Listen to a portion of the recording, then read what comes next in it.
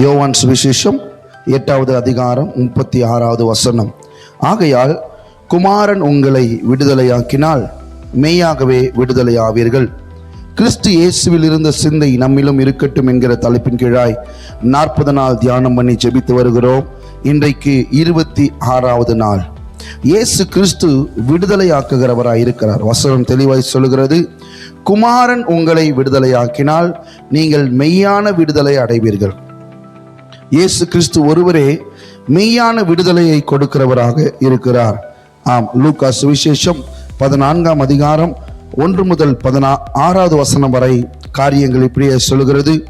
ஒரு ஓய்வு நாளிலே பரிசேயன் தலைவனாகிய ஒருவனுடைய வீட்டிலே அவர் போஜனம் பண்ணும்படிக்கு போயிருந்தார். அப்பொழுது நீர்க்கோவை வியாதியுள்ள ஒரு மனுஷன் அவர்களுக்கு முன்பாக இருந்தான். என்ன செய்வாரோ என்று ஜனங்கள் அவர் மேல் நோக்கமாய் இருந்தார்கள். இயேசு நியாய சாஸ்திரிகளையும் பரிசேயரையும் பார்த்து, ஓய்வு நாளிலே சொஸ்தமாக்குறது நியாயமா என்று கேட்டார். அதற்கு அவர்கள் பேசாமல் இருந்தார்கள். அப்பொழுது அவர் அவனை அழைத்து சொஸ்தமாக்கி அனுப்பிவிட்டு அவர்களை நோக்கி, உங்களில் ஒருவனுடைய கழுதையாவது எருதாவது ஓய்வு நாளிலே துரத்திலே விழுந்தால் அவன் அதை உடனே தூக்கி விடானோ என்றார். அதற்கு உத்தரவு சொல்ல அவர்களால் கூடாமல் போயிற்று.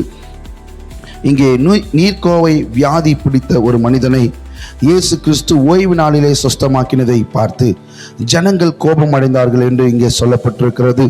இன்றைக்கு இயேசு கிறிஸ்து எதற்காக வந்தார்?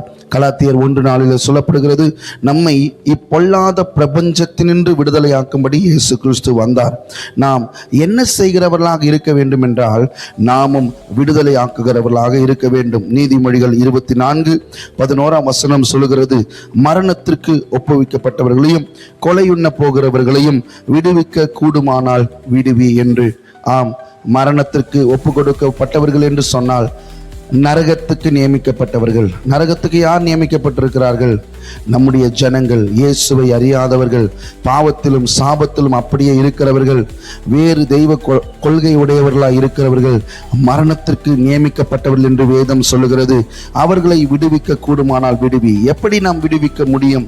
மத்தேயு சுவிசேஷம் 12:29 சொல்லப்படுகிறது, அன்றியும் பலவானை முந்தி கட்டி என்று சொல்லப்படுகிறது. இன்றைக்கு நம் பலவானை ஜபத்தினால் கட்டி ஆத்துமாக்களுக்கு இயேசுவினுடைய சுவிசேஷத்தை சொல்லி நாம் ஜெபிக்கும் போது அவர்கள் விடுதலை ஆவார்கள். நிறைய பேர் இன்றைக்கு ஊழியக்காரராக அல்ல, விசுவாசியால் சுகம் பெற்று இன்னைக்கு ஊழியத்திற்குள் வந்திருக்கிறதை நாம் பார்க்க முடியும்.